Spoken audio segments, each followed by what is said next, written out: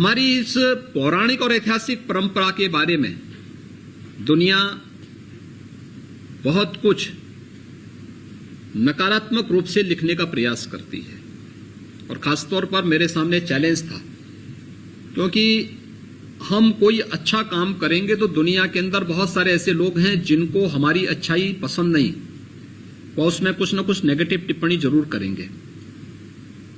मैं प्रयागराज कुंभ के पहले देख रहा था, बहुत सारे ऐसे आर्टिकल थे जिसमें कहा जाता था कुंभ ये महिलाओं के साथ भेदभाव करता है। बहुत सारे ऐसे आर्टिकल लिखे गए थे जिसमें लिखा गया था कि साहब यहां सामाजिक भेदभाव होता है। मैं देख के भौचक था इस बात को लेकर के कि हमारे बारे में इस प्रकार की बातें लिखी जा रही हैं। भाई यहां तो स्नान हर व्यक्ति कर रहा है, उसकी न जाति न मत न मजहब कुछ भी नहीं पूछा जाता है। अगर वो कोई भी व्यक्ति है श्रद्धा से आया है, जाके संगम में डुबकी लगा ले, कौन पूछ रहा है उसको जाति, कौन उसकी जाति पूछ रहा है, कौन उसका मत पूछ रहा है, कौन उसका मजहब पूछ रहा है। कोई भेद नहीं है, किसी के साथ भेद नहीं है। लेकिन प्रयागराज कुंभ ने इन सभी प्रकार की भ्रांतियों को दूर किया, इस प्रकार के दुष्प्रचार को दूर करने का प्रयास दूर किया और वैश्विक स्तर पर कुंभ के इस आयोजन को दुनिया की एक अद्भुत घटना के रूप में भी प्रस्तुत किया कि दुनिया का सबसे बड़ा आध्यात्मिक और सांस्कृतिक आयोजन अपने आप में हो सकता है। इसके आर्थिक पहलू को लेकर के भी हम लोगों ने वहां पर अपनी एक टीम लगाई थी और उस टीम ने काम भी किया। मैंने बाद में वहां के व्यापारिक संगठनों से, संस्थाओं से भी संपर्क किया, बातचीत किया। मैंने कहा भी बताओ मुझे कि क्या प्रयागराज कुंभ से वहां के लोगों की आर्थिक स्थिति पर कोई असर पड़ा? आप कल्पना नहीं कर सकते, यानी जिन बातों को लेकर के हम सामान्य उसको मान लेते हैं, कितनी बड़ी संख्या में लोगों ने उसका, यानी मुझे लगता है कि प्रयागराज का हर व्यापारी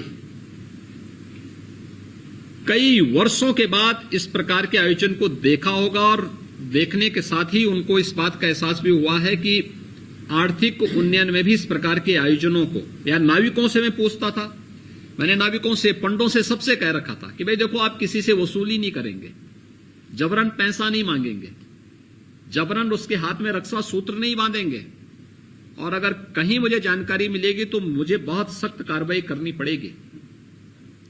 मैंने व्यक्तिगत संवाद सबसे बनाया था। ऐसा नहीं, मैं जब जाता था तो अलग अलग तब लोगों से मिलता था, नाविकों के साथ मिलता था, पंडों की बैठक अलग करता था, अलग अलग धर्माचार्यों के साथ अलग बैठता था, व्यापारिक संगठनों के साथ अलग, सामाजिक संगठनों के साथ अलग, सबके साथ अलग अलग बैठकें होती थी।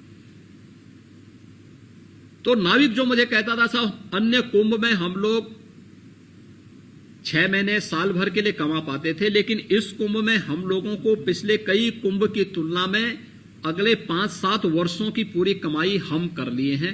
और ये परिणाम तब आया क्योंकि हम मांगते किसी से नहीं थे। हमें उस पार से इस पार लाना होता था, या लोगों को थोड़ा बहुत संगम में जाने के लिए या कहीं भी अगर जाने के लिए वे लोग कहते थे, हम लोग उनको लेके जाते थे।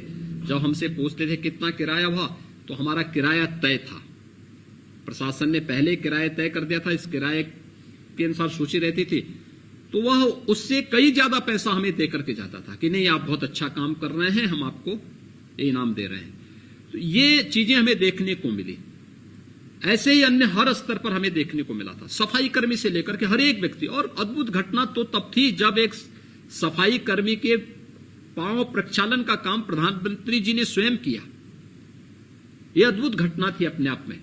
तो ये चीजें हमें इस बात को दिखाती हैं कि जो हमारे पर्व और त्योहारों को लांछित और अपमानित करने का प्रयास होता है, भारतीय संस्कृति के बारे में जो दुष्प्रचार किया जाता है, इसके नाम पर भारत के बारे में दुनिया के अंदर तमाम प्रकार की भ्रांत धारणाएं बनाई जाती हैं। इस प्रकार के आयोजन भारत की छवि को और अपनी परंपरा और अपनी विरासत को आगे बढ़ाने का एक अवसर हमें प्रदान करते हैं।